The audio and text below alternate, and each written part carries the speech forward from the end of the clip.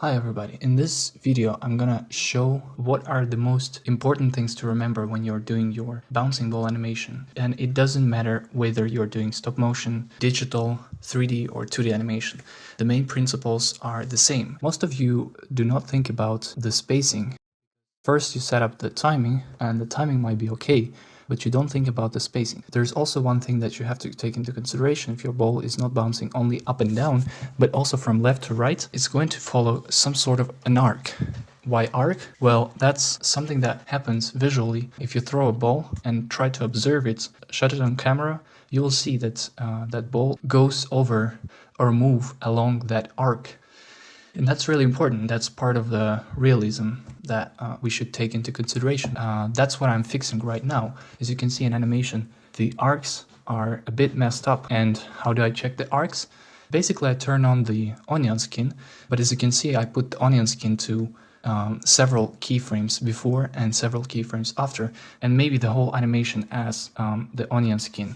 This way I can see which frames lack that arcs. But you can also ignore that, try to scrub your animation back and forth to just notice that arc that the ball is making. As you can see, there is a problem with bouncing off. The keyframe after it's squashed should be stretched, but in this animation it is still squashed, and that gives a little bit of a strange feeling to the animation. So you always have to keep in mind where your ball should stretch and where the ball should squash, because that's really important, and it should be logical rather than just random. So for example, I start with a simple ball bouncing up and down. I duplicate the keyframes. When the ball is going down, it's basically easing out from the pose A to pose B, because basically it's speed up as the gravity is influencing that ball from the top. But when the ball is bouncing off, it is moving first fast and then easing in to the pose B. You also have to think about squash and stretch if you're making a bouncing ball that is squishy. And the squash pose in between the pose A, where the ball is on top, and the pose B, where the ball is on the bottom, should be a little bit closer to the pose A, because it is gradually gaining speed. Basically in the middle of the animation it should be a little bit more up. As you can see on the graph, there's also a spacing signified by these lines. It's easier to see the change of each frame visually like this. When the ball is going down, I break down the keys and add another in between that is that starts to move out from the pose A, basically gradually gaining speed. So I moved it closer to the pose A, thus making it stay a little bit longer in the pose A.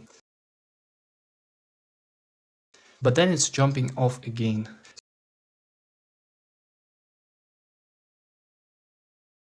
So as you can see, the ball is kind of moving okay. The exception is that it's squashing too much at the end. And the problem with that is, logically, if it's going to slow, eventually if it's going to lose that kinetic energy. So basically whenever it's going to bounce off, it's not going to squish as much as it was before. The second stage in flash animation would be to actually make this ball bounce from left to right. And the easiest part of Flash is that you can basically compose this animation into one movie clip that you can use to make your ball go from left to right, and also combined with the animation of going up and down. So as you can see, I copied all the keyframes and converted my symbol into another symbol at the first frame. This is really important. Then you have to remove all the animation except the first frame, then go inside the movie clip that you created and then add all the keyframes that you just copied from the scene. Then you go back into the scene 1, and then you can see that there's only one keyframe and no animation, even though we just pasted it inside the movie clip. So we have to create an exposure, and that basically means how much time it's going to exist on the screen. Why is it not bouncing when we scrub along the timeline? That's basically because we are using movie clips, but if you want to see it update whenever you scrub the timeline, you have to change it to graphic objects. And that's where you go to the properties and change it to graphic. And you can see now it's bouncing. So you can create another keyframe, the last one, and then create a classic tween and basically see your bouncing ball bouncing from left to right and also up and down. This is really nice and handy tip if you're animating in cutout animation such as Flash. But there is one significant change that we should make, is that whenever the ball is bouncing, it's not going to have the same distance between each bounce, because it's going to lose its energy. So the bounces are going to be closer and closer and closer till they're going to be completely invisible. So that's why we should add a little more keyframes onto the actual animation from left to right to make it ease in to the last pose. So basically slow in to the last pose. You can do it basically by adding keyframes like I did. But there's also a way more handy way of doing it. So you just have to select the arrow basically anywhere on the timeline between pose A and pose B, and then click into the properties. And in the properties you will see there is easing or twinning in the properties where you can set a certain value to make it either ease out or ease in to the pose. So if you set it up to 100 to -100, you will see that it's going to ease out from the pose A. So basically it's going to be slow and then gradually gain speed.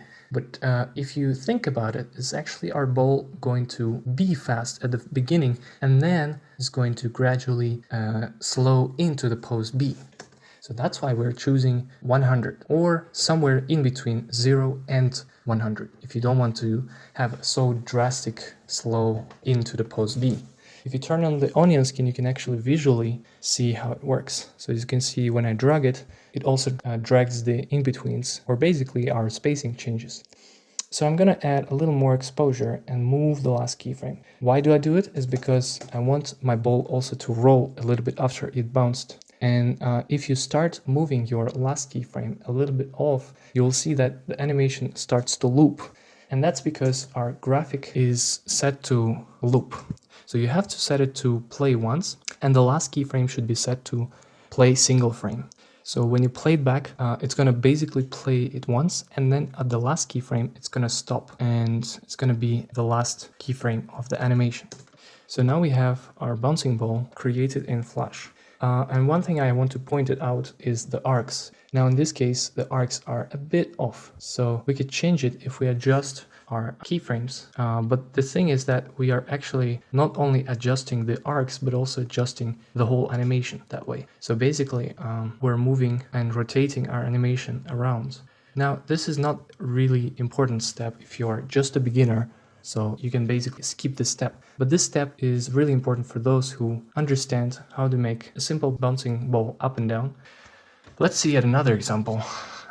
This example shows quite nice arc work, but it doesn't show any spacing that is going to make our animation look a little more realistic. The spacing is quite even and it doesn't give a sense of the mass to the ball. So there's no force of gravity, and there's nothing, it just moves, and it doesn't make it believable. And also when it rolls on the ground, the spacing should be basically reflecting the ball slowing in to the last pose. So basically it's gradually decreasing the speed because of the friction and of the gravity. Let's look at another example, which is a 3D example. And as you can see, the student just created the poses, which are pose up, pose down, pose up, pose down, pose up, etc. But we don't have any spacing, so it moves robotic. There's no logic and reality. So you have to incorporate the knowledge that we learned when we were doing stop motion animation. It's basically by adjusting the spacing in between those poses. Let's look at another example. Here I opened up the Krita project, and the only thing I see is 4 frames, which is not enough for actual bounce of the ball. So we have to create a little more frames. But also, when I turned on the onion skin, I noticed a huge problem that there's an even spacing. There's pretty much no change. And as you can see on the left, I'm showing the correct spacing that would work for if you make it the movements of the ball a little bit more logical. So let's adjust the spacing and also add a little more frames. So I moved the frame and duplicated the previous frame and adjusted it. So I also added up a little of a squash stretch pose. So let's remove the... And when you play back the animation, it's still not enough. You still need more poses to make your animation a little bit more clear. Already the spacing looks quite okay. The timing is a little bit fast, but you can work on that. In another example with 3D animation, I saw the same problem, is that we have the storytelling poses, but we don't have the in-betweens that will show the arcs of the moving ball but also the correct spacing. So right now I also think like if I add a keyframe, I might be a little bit off because of the 3D world space. And as you understand already, in 3D we have 3 axes, X, Y, and Z. And if you mess up one axis, you will have your animation messed up as well. So I would recommend you to, if you're doing a bouncing ball which is flat, you should go into an orthographic view and also change it to any of the orthographic views such as top, left, right, back, etc. So that you can see your animation flat like I do right now. If you play back your animation, you will see that we need an in-between, which I added, where the ball is kind of stays in the pose a little bit longer. But then we also need an in-between between the pose we made and the last pose, where the ball is stretching. Then I change the contact pose into squash pose, and then I add another stretch pose, which I also move a little bit more up so that we have a correct spacing. Now let's look at this animation. This animation looks pretty good to me when I view it. There's a little bit of even spacing in some places, and also when the ball is coming to the ground, you basically don't want your spacing to become closer, as it will make your ball stop or freeze in a while in that pose, in the last pose. But actually, as we know, when the ball is falling down, it's not gonna slow into the contact. And also the huge gaps where there's no in-between, that makes our animation a little bit more abrupt. Overall, this animation looks nice. Here in this example, the ball is moving in a nice arc, but there's no spacing at all.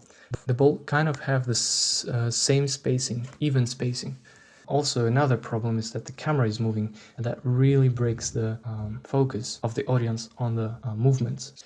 In this example, if I show the previous and the future frame, you can see that the ball is kind of moving really fast. So that's because of the timing, because you have to think of how many frames you need to go from pose A to pose B. And the way you can count it is basically by saying, okay, so we are working in 12 frames per second. So that means 12 frames is needed to make 1 second of animation. So let's think in the head. Maybe you can also put a timer or look at the clocks and just kind of move the ball in your head and think of how much time will it take to go from the top to the bottom. Usually it takes a little bit less than 1 second. So think of choosing somewhere between 6 and 12. The most important is to keep the spacing correct and logical, just like I showed in the example before. The spacing that I have is a little bit different than what you have. And when I play it back, I feel like the second bounce is a little bit too quick. So I would actually change the timing to a little lower one.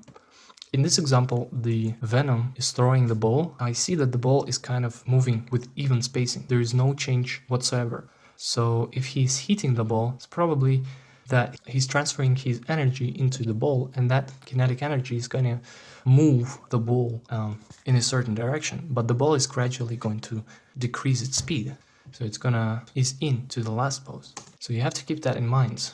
But in your case, the ball is kind of moving the same speed and doesn't change.